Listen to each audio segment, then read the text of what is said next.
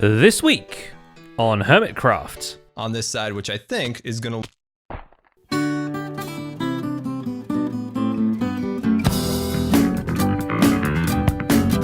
Welcome to the Hermitcraft Recap. My name is PixelRiffs, our writer is ZloyXP, and the Hermitcraft server keeps tempting us to use the X-Files music, even though we know full well the gods of Content ID are readying their lightning bolts. Though more aliens haven't shown up just yet, we're still mostly dealing with Area 77 and the nearby Hermitland. Everybody has jobs. Awesome. So with that out of the way, let's take a look at the games we play and the people that play them this week on the Hermitcraft server. Guess what, Cub? We're playing a minigame. Oh, okay. Guess what? I thought you were going to say chicken butt. That's what all the kids say.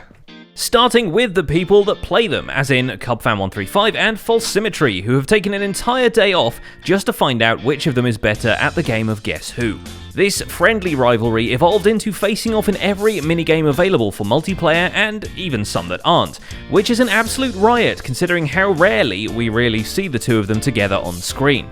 Find out which one won the comically oversized gorilla in their own videos. To always be fueled for a round 2, False fittingly adds a gas station to her town by the alien site, with a design so very reminiscent of Rendog Season 4 fuel stops, but not one dispensing ender pearls at you, sadly. And I like that you can actually sit in them, because, you know, I'm driving a Harley Davidson. Of course, why wouldn't you? Cub fan's own curiosity about the paranormal is satisfied when his drone network brings in a full map of Area 77, with explanatory markings no less. That's a whole lot of progress for a set of drones that got quite emphatically exploded last week. So yeah, it looks like the drone feed has been severed, and I'm guessing the drones have been shot down, but luckily, look at this! Oh, he was too late! Oh, snap! To score some cash on the side, Cub decides to spread this knowledge and, dressed up as a wandering trader, complete with llamas, shows up at Rendog's lack of doorstep. The stuff gained from the transaction might not necessarily be worth even the paper the maps are made of, but hey, it's the spreading of chaos that counts, as these maps spark a devious plan in the higher brain functions of the Hippie. So why did Cub give it to us? I guess he wanted some beetroots, my dude. I don't know. Returning victorious to Concorp land, Cub sets up much more lucrative trading areas for his fishermen and clerics to work out of, which is a dock and a network of potion carts around the town selling soft drinks. Let me go ahead and make a few more here, and I also want to show you an interesting trick you can do to get floating carpets in 1.14. Impulse SV also wants to sell you his strongest potion, and he'll do that from the strongest retail space possible, just outside of Sahara.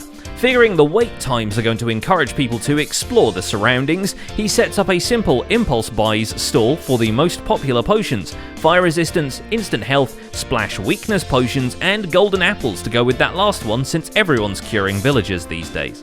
I don't know, man. I might need to look into what's going on here. I can see another division happening, and personally, I'm a person that likes to maintain harmony between people on the server here. With business taken care of and his new mushroom farms looking a lot more productive, he heads out to the minigame district to play Azuma's Floor is Lava game and limbo his way through Duck. Through all the piggies.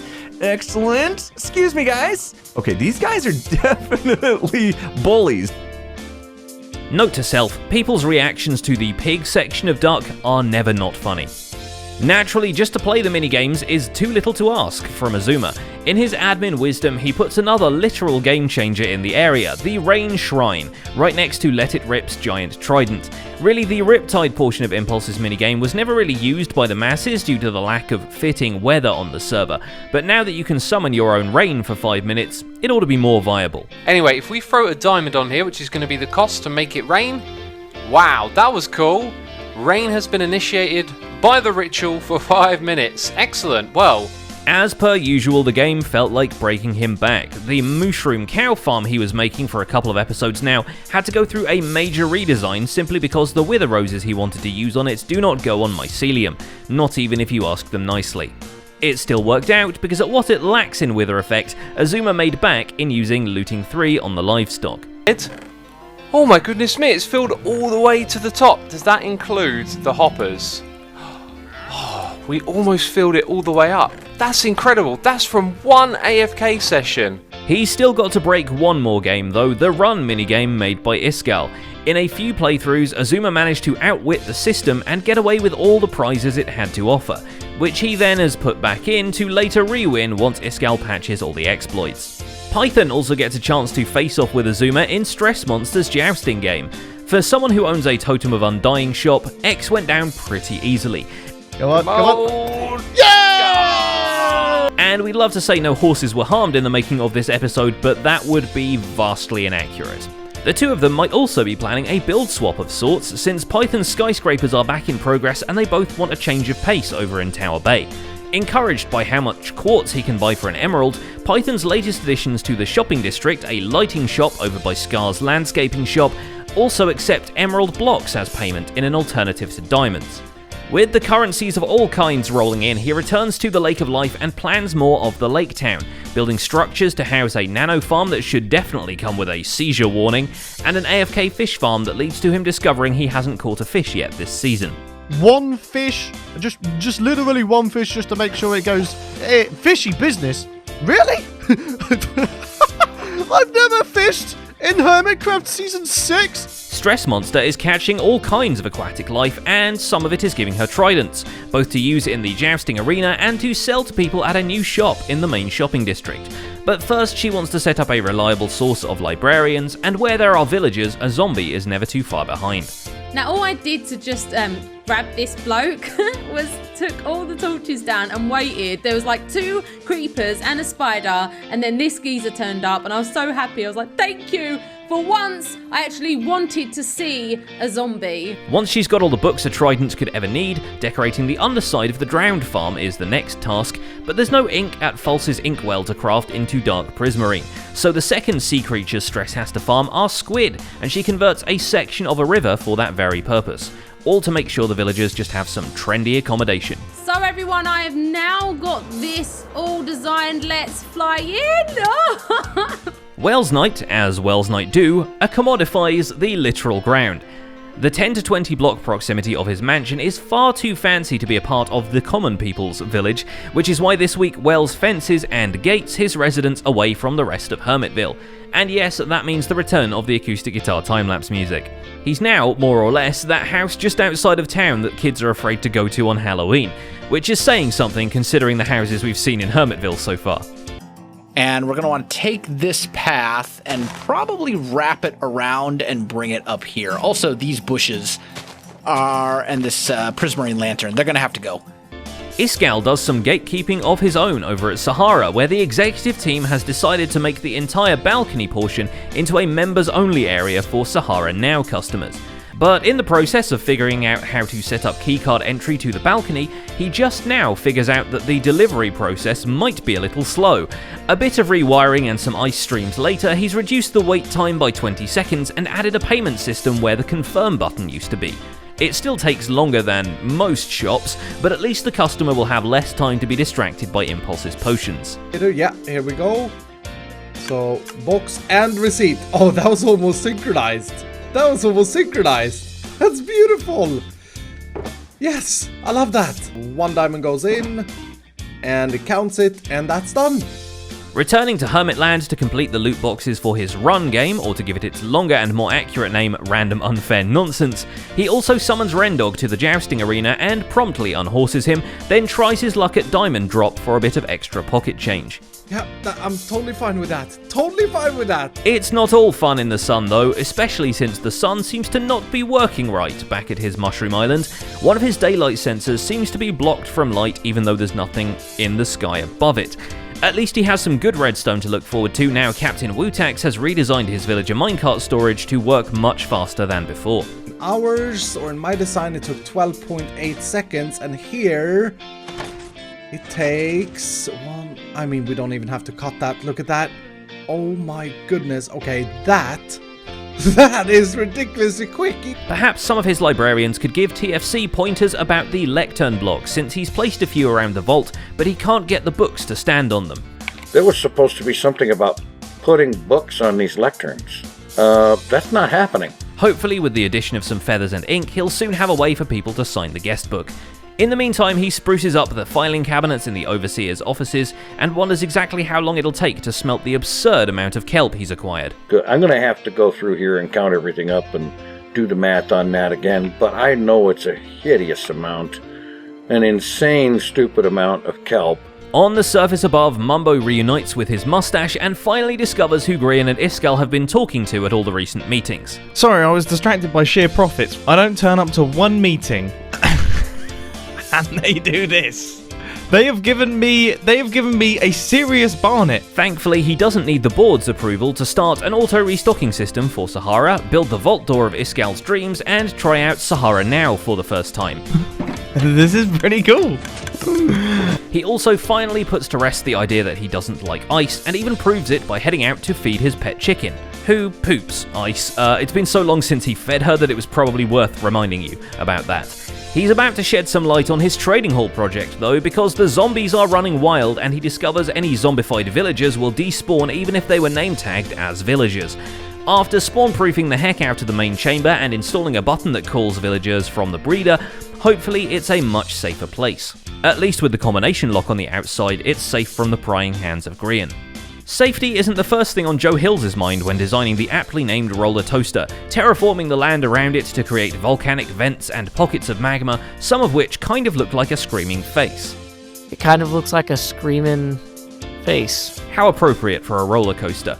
When he needs a break from this thrill ride, Joe returns to the Ministry of Truth looking for ways to commemorate a few of his servermates' recent subscriber milestones, which could be signs placed in dubious accents. Hello YouTube, I'm gonna check my subscribers. How many subscribers? Or it could just be some purple terracotta showing up randomly in your storage system. Such is the Joe Hill's difference. Sadly, Good Times with Scar will have to wait a little bit longer to ride that coaster. It's not open yet, and also he'd have to be at least yay high. He did catch one important difference though. Someone swapped the Concorp logo in his Cherry Computers store for a Sahara one. Who would you choose? A company that is dedicated to bringing world peace, or a company that gives you dry mouth? It's a desert, you know, so. This backfired immensely, as it was the tipping point where Scar realised there's more money to be made in following Sahara around and putting your own shops next to theirs. So came to be the miniature cherry shop right next to Stress Monster's ice cube dispenser, for all your redstone needs, of which there is a lot given the minigame activities. For the machinery of Area 77, Scar throws together a whole arrangement of hangars and cliffs fit for a plane or at least a couple of resource farms. And Doc has been busy creating some technology in here. These gentlemen are in a makeshift bathtub, and this guy is in a toilet and repeating the bathtubs again. So yeah. Oh wait, does that guy have a headband? This finally gives Doc a place to keep SCP-355 or Floaty Bit of Grass. Oh, and his new iron farm, in which the alien villagers have a staring contest with a zombie until golems start popping out of nowhere. So, Zombird should have an op. That was quick. Instead of the usual lava bath, he drops them into a pit to have a pleasant walk around the garden, where all the flowers are wither roses he bought from Sahara. He even installs some wireless redstone to block the zombies from view, acting as an on-off switch for the farm. But the other hangars are needed to secure and contain yet more dangerous threats. When he and self-proclaimed security agent Eyebrows raid the Hippie camp to reclaim the nuclear reactor from the back of Renbob's RV, they find a fresh clipping of the Sahara plant has taken root nearby. The two of them cut it down and wrestle the reactor off the camper van, then sprint back to Area 77 before Grian can catch them in the act. Grian joined. Chop, man. Chop. Just back the way we came. Back the way we came, Doc. Alarmed about the Mayan getting all up in their business and stealing back what's rightfully theirs, Grian devises a plan to distract the two, with a sizable silo in which he wants to assemble a camper van the size of which even the gods have never seen. It's planned to be but a model to leech off their attention. The real plan is to sneakily dig a tunnel into the restricted area, as the maps bought from a wandering Cub fan showed the Hippie commune to be on a direct line with one of the hangars. Naturally, he can't help but terramorph the inside of the cavity with ground, then adds a secret entrance to the tunnel, powered by redstone, no less. Okay. Whoa! Wait a minute! When did you learn to do redstone? This doesn't make sense. Yeah, I totally copied a tutorial, but that's not the point.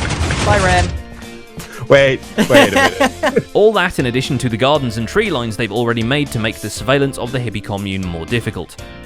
What this commune needs is more communication, because Rendog basically does exactly the same thing. While Renbob is fishing at the racetrack, Ren Classic starts an organic vegetable farm, both to distract the Area 77 team and to give the itinerant Hippie something to do. We think he might just be doing it to offset the carbon footprint of the Sahara Speedy Pines Raceway, which now has pit stops designed by Iskal, who stops by to give the track a test drive. Ding, ding. Yep, you got the ding. Okay, awesome. Little workers are coming out. They're working on your wheels. Yeah, Okay, they're replacing your tires. yeah. You got a bit of damage on the front wing. They replaced that. Yeah, you're chilling. Yeah, I'm chilling. Farting, having a good time. Okay. And you're off. It works! You're off. It actually works! It actually works, dude. How they're going to enforce pit stops when everyone's driving an invulnerable boat is not yet clear, but the track is getting speedier by the day thanks to all that blue ice.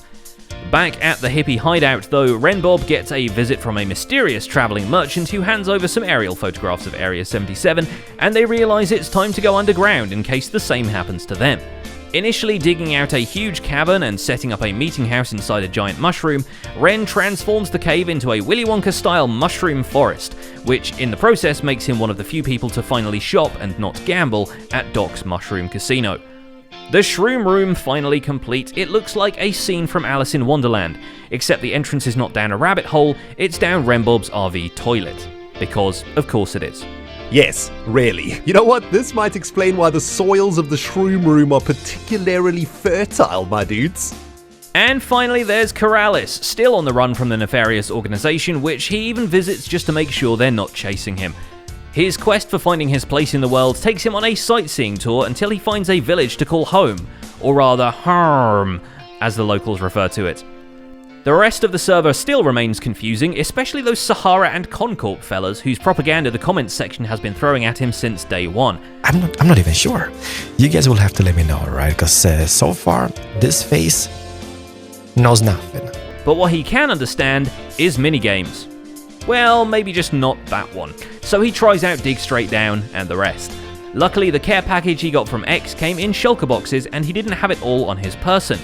Unluckily, that care package also contained the fabled Scorched Yam that tells him to prank people, so look forward to that by the next episode. Shashwami! Oh, Shashwami! Don't cry! Please don't cry! I'm a grown man! Oh my goodness, right in the fields! Shashwami!